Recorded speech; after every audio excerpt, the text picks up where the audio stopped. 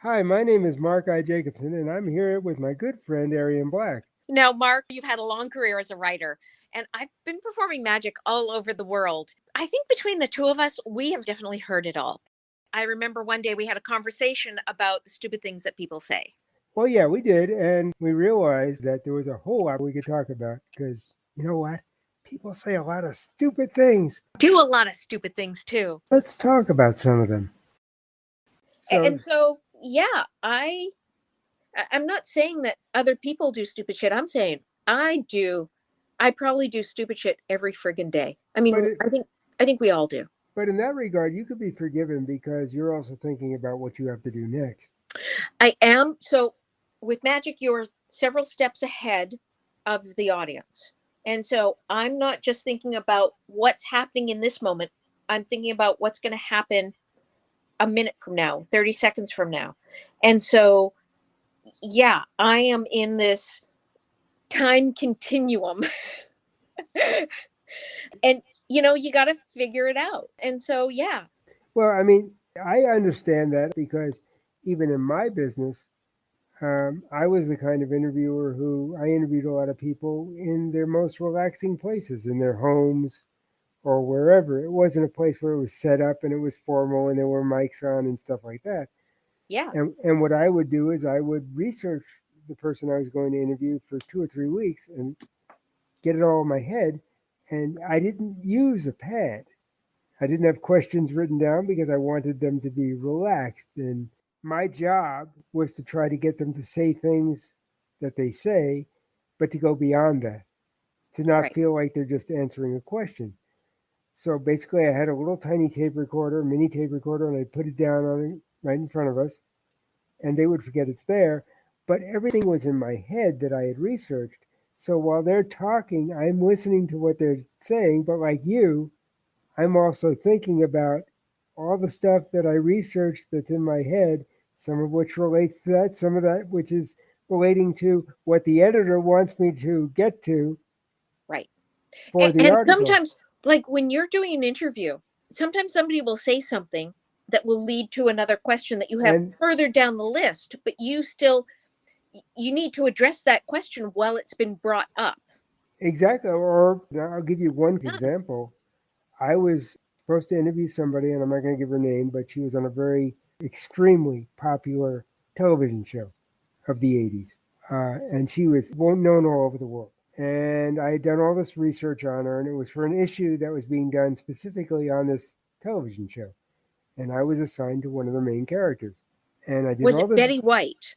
Don't get me started because I would have loved to interview Betty White. I think we would have had a blast. But anyway, it was. I'll give you one hint. It was the television show Dallas. Okay. So that was a worldwide Yep. hit. Okay, Yep. so my assignment was, for some reason, they were always sending me out to interview women. I don't know why. I interviewed more women than men. Interesting. Maybe I don't know why. But so I'm doing this interview in her home, sitting on her couch. She's about a foot away from me. We're both sitting on the couch looking at each other. But here's the point: I had done all this research on her, and I pretty much knew how I wanted the article to go because I wrote 3 or 4 thousand word profiles. Hmm. And right when I'm leaving the office, because I stopped in on my way to the interview to just get some last minute talk in with the editor, right when I'm leaving the office, the editor turns to me and says, "Oh, and by the way, I want you to ask her about the Playboy layout she did about, I think it was like 10 years earlier," Ugh. which hadn't even crossed my mind. Because this was a consumer magazine. It wasn't Right. Yeah. hadn't even crossed my mind. And I looked at him and I said, "Do you really think we have to go there?" And he goes, "Yeah, that's what I want. I want you to ask her about that." So now I go over to her house, right? Yeah. And we're sitting on the couch and we're talking and we're getting to the point where I know I'm going to have to ask her about this. And it's going to destroy, because we're having a conversation. Yeah. And And you've built up a rapport. So you're getting honest answers. I'm getting honest answers. And now I know I have to throw a sledgehammer into it. Yeah. And I have no other choice. And I literally started to chuckle. Did you tell her that your editor wanted you to ask Well, the question? I did something I've never done. I started to chuckle, Okay. and at one point she looked at me and she goes, "Why are you laughing?" And I said, "I've got to be honest with you." I said, "I had no plans to ask you this. I've never done this before." I said, "But just when I was leaving, the editor asked me to ask you about this." And she got very indignant. And I'm thinking, oh, great. Here's where the interview ends and I get thrown out. And she goes, "Well, I don't want to talk about that. I don't want to talk about that at all. I don't want to talk about it." I said, okay. And we just started talking like we were before. Now, I managed to get the rapport going again and slowly steer the conversation. Within 15 minutes, she was telling me about that and so much more. Yeah. I think for women, um, we have a lot of regrets about things that we're asked to do around sexuality. Um, And I don't know why specific. Well, I do know why. We're all hung up on sexuality, yeah. not only in this country, but in the world. I I mean, mean, some countries more than others, but yeah. it's sad because if it's not harming the other person, and in this case it wasn't, she knew what she was doing, she knew why she was doing it, and she didn't mind doing it. But all of a sudden it was being made into, because of this editor, into something that was, Salacious. yeah.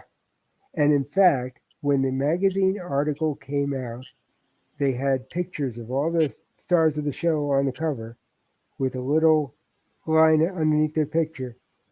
And I couldn't believe it because that section in the interview took maybe, out of a 3 or 4 thousand word interview, took maybe 5 lines, 6 lines maybe. And under her picture, they put so and so leaving her Playboy past behind her. Which is such a minute instant in her life. Yeah, it was, and it was a very minute part of the entire article, Yeah. but that's what they thought would sell, and I had no say. I obviously had no say in how they designed the cover or what they put or Right. where. Well, I hate to say it, but sex sells. Sex does sell, Yeah. and even when I'm streaming, I've tried wearing a bikini. How's that working for you? Not very well. Surprisingly, it didn't go over very well. Actually, it could scar you for life. Actually, it could scar me for life. Uh, but yeah, no, but you're right.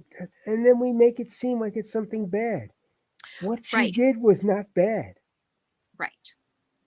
She was a beautiful woman. She knew she was a beautiful woman. Nobody put a gun to her head. They didn't say you have to do this. She wanted to do it.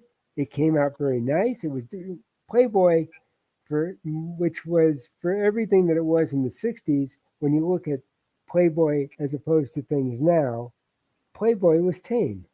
Right. You know, Yep. Also, um, uh, what was it? A couple years ago, the Miss America pageant apologized to Vanessa Williams. really. Yep. I never knew they They apologized. gave her the crown back. But they made her feel like crap. So here's the thing: they made her feel like crap, and she was smart enough to rise above it and have a career unlike a lot of Miss Americas, like an international career, because she took the high road, rose above it, and took the publicity and ran with it. Yeah, she actually turned it against them. Yeah. And it took them how many years? Like Yeah. 20, 25 years to apologize, but they finally did. But, you didn't know about it. I didn't know about it until I was looking for something else and it popped up. No, And because it's the old story. When they take the crown away, it's page one. When they issue the apology or retraction, it's page 21. yeah. And she has had such an amazing career and has inspired so many women that I think that society, in their quest for, not having anything sexual about, even though they sexualize women, they don't want anything sexual about it. And I think that it's coming back to bite them in the butt. It is, and it should. We create problems where no problems exist. Yep. It isn't a problem, but we make it into a problem. And then we get upset because we've got this problem Right. that we created. So, hey, thanks for listening to Stupid Things People Say. Now it's your turn to tell us about the stupid things people say. And do, except that you switch the parts. I thought, oh, wait a minute, that was you. Yes, I'm me, you're you. Got to remember that. Again, stupid Okay. shit that people say You and do. do. Okay. So I'd like to say thanks for listening to stupid shit people say. Now it's your turn to tell us about the stupid things people say to you. If you have unique and absolutely riveting stories, you'll get a $10 Amazon gift card and a thank you. And really, the card is more important than the thank you. But if you have something to say, text us at 702-509-1424. And don't forget to keep coming back to our stories. But Mark, I gotta run. I have stupid shit to do. Well, then you do your stupid shit. I'll do my stupid shit, and we'll talk later. See ya. Bye.